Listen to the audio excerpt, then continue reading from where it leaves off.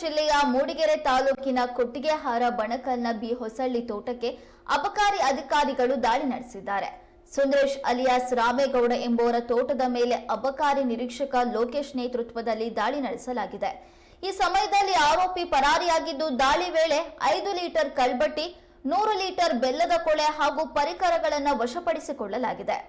ಕಾರ್ಯಾಚರಣೆಯಲ್ಲಿ ಅಬಕಾರಿ ಸಿಬ್ಬಂದಿ ಸುರೇಶ್ ಕೆ, ಮೊಹಮ್ಮದ್ ಅಲಾವುದ್ದೀನ್ ಖಾನ್, ವಾಹನ ಚಾಲಕ ಅನೂಪ್ ಇದ್ರು.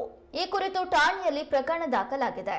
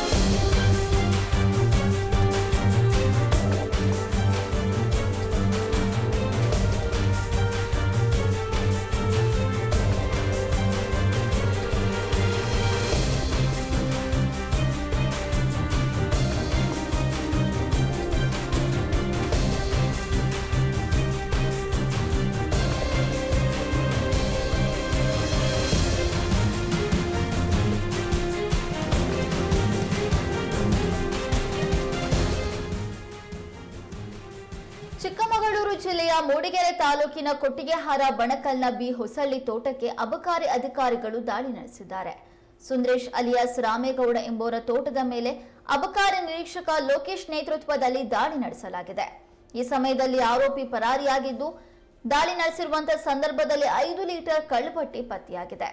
ಇನ್ನು 100 ಲೀಟರ್ ಬೆಲ್ಲದ ಕೊಳೆ ಹಾಗೂ ಪರಿಕರಗಳನ್ನು ಪೊಲೀಸರು ವಶಪಡಿಸಿಕೊಂಡಿದ್ದಾರೆ.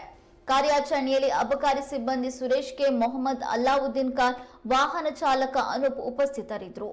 ಈ ಕುರಿತು ಪೊಲೀಸ್ ಠಾಣೆಯಲ್ಲಿ ಪ್ರಕರಣ ದಾಖಲಾಗಿದೆ.